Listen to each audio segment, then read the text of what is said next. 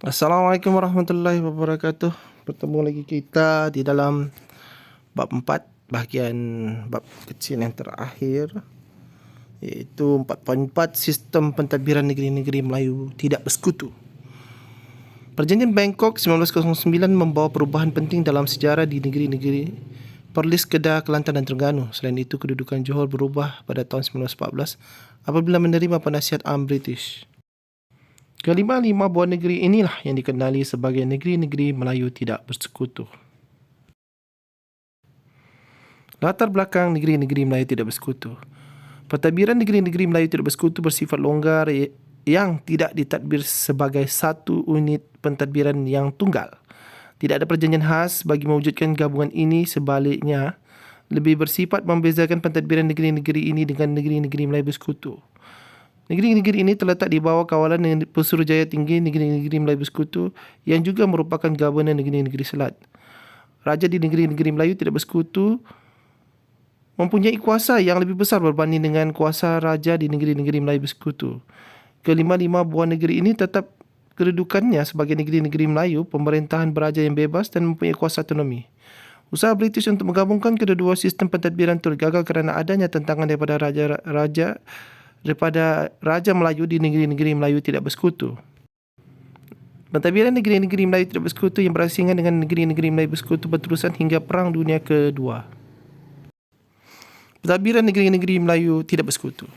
Pentadbiran di Perlis. Penasihat British terlibat secara langsung dalam pentadbiran dan turut melibatkan pembesar tempatan. Majlis Mesyuarat Negeri menjalankan pentadbiran yang dipengerusikan oleh Raja. Kaki tangan perkhidmatan awam terdiri daripada orang Melayu. Pada tahun 1931 hanya terdapat 3 orang pegawai Eropah di dalam pentadbiran Perlis. Setiap usaha kerajaan merupakan pegawai tadbir terpenting. Pentadbiran di Kedah. Penasihat British terlibat secara langsung dalam pentadbiran yang turut melibatkan pembesar tempatan. Kedah tidak akan diserahkan kepada mana-mana negeri lain tanpa keizinan bertulis dibuat oleh Sultan dalam Majlis Mesyuarat Negeri.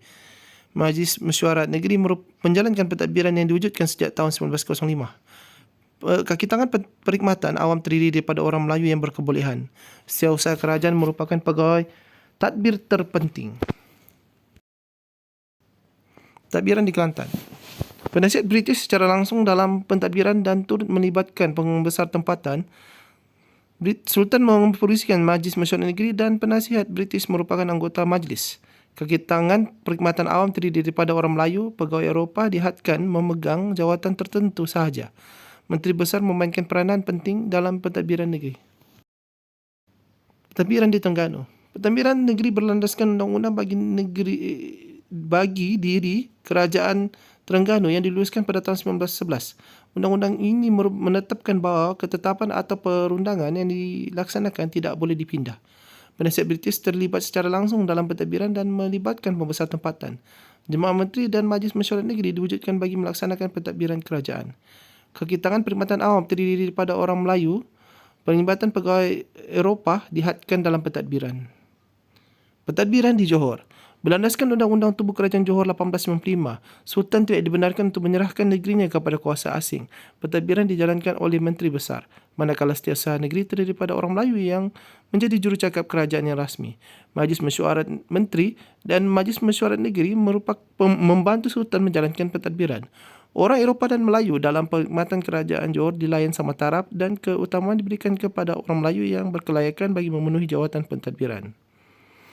Baiklah, anda dapat perhatikan pada raja ini iaitu lawatan Pesuruhjaya Tinggi British ke Kuala Terengganu pada Julai 1909 bagi meluaskan kuasanya.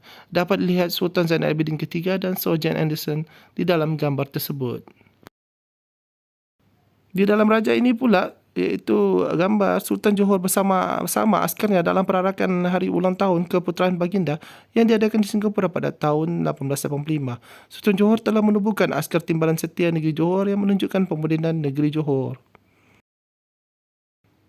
Askar Timbalan Setia Negeri Johor. Pasukan ini dikenali dengan nama Johor Military Force atau Askar Timbalan Setia Negeri yang ditubuhkan pada tahun 1885 sewaktu pemerintahan Sultan Ibrahim Ibni Sultan Abu Bakar. Baginda menerima saranan British agar memiliki sebuah pasukan tentera sendiri yang melindungi institusi diraja dan negeri Johor. Selain memberikan perkhidmatan menjaga keselamatan Sultan dan Negeri Johor, pasukan timbalan setia negeri ini terlibat dalam pembarisan bersempena dengan ulang tahun Raja di England pada tahun 1906. Pasukan tentera ini terus kekal relevan hingga hari ini. Perkembangan pentadbiran. Pembentukan negeri Melayu Tidak Bersekutu memberikan kesan besar kepada perkembangan pentadbiran yang melibatkan 3 aspek utama, iaitu pengekalan kedudukan Sultan, penerusan sistem pentadbiran tradisional dan pengenalan birokrasi barat. Pengekalan kedudukan Sultan. Perubahan yang berlaku dalam sistem pentadbiran di negeri-negeri Melayu Tidak Bersekutu tidak mengubah kedudukan Sultan. Sultan masih kekal sebagai puncak kuasa dalam pentadbiran. Sultan masih mempunyai kuasa terutama dalam hal berkaitan dengan agama Islam dan istiadat Melayu. Selain kedudukan Sultan, kedudukan pembesar turut dikekalkan meskipun bidang tugasnya telah berubah. Pembesar tidak lagi mengutip cukai dan pajak seperti sebelum ini, sebaliknya diberikan allowance dan pencen. Berikut ialah wajah-wajah pegawai yang terlibat di dalam negeri-negeri Melayu Tidak Bersekutu. Raja Ahmad bin Raja Endut, Menteri Besar Perlis yang pertama pada tahun 1904 hingga 1957. Datuk Wan Muhammad Saman, Perdana Menteri Besar Kedah yang pertama pada tahun 1870 hingga 1858. Ketiga, Datuk Perdana Menteri Paduka Raja Haji Nik Mahmud bin Haji Ismail, Menteri Besar Kelantan yang pertama pada berkhidmat pada tahun 1921 hingga 1944. Datuk Seri Amar Raja Haji Ngah Muhammad bin Yusuf, Menteri Besar Terengganu yang pertama daripada 1925 hingga 1940.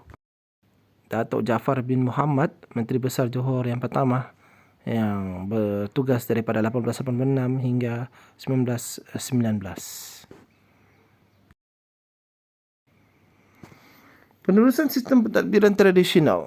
Sistem pentadbiran tradisional seperti Jemaah Menteri dan Majlis Negeri dan peraturan yang terdapat dalam Undang-Undang Tubuh Kerajaan diteruskan. Pembesar Melayu menjadi peneraju sistem pentadbiran negeri. Pihak British turut membantu melalui peminjaman pegawai dari Perkhidmatan Awam Negeri-Negeri Melayu Bersekutu dan Negeri-Negeri Selat. Negeri-negeri ini mempunyai sistem pentadbiran awamnya sendiri. Kerajaan Kedah membuat perjanjian dengan Kerajaan British yang menyatakan bahawa semua jawatan perkhidmatan awam hendaklah diisikan dengan pegawai Melayu Kedah. Yang ketiga, pengenalan birokrasi barat. Penasihat British menentukan dasar pentadbiran negeri hingga mengurangkan kuasa Sultan dan Pembesar. Jabatan-jabatan baru turut diperkenalkan di setiap negeri. Pasukan polis diwujudkan.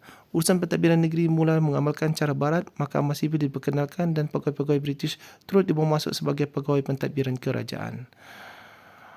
Nilai patriotisme dan iktibar. Kita hendaklah menjauhi usaha pemimpin terdahulu mempertahankan maruah dan warisan bangsa daripada dirobek penjajah.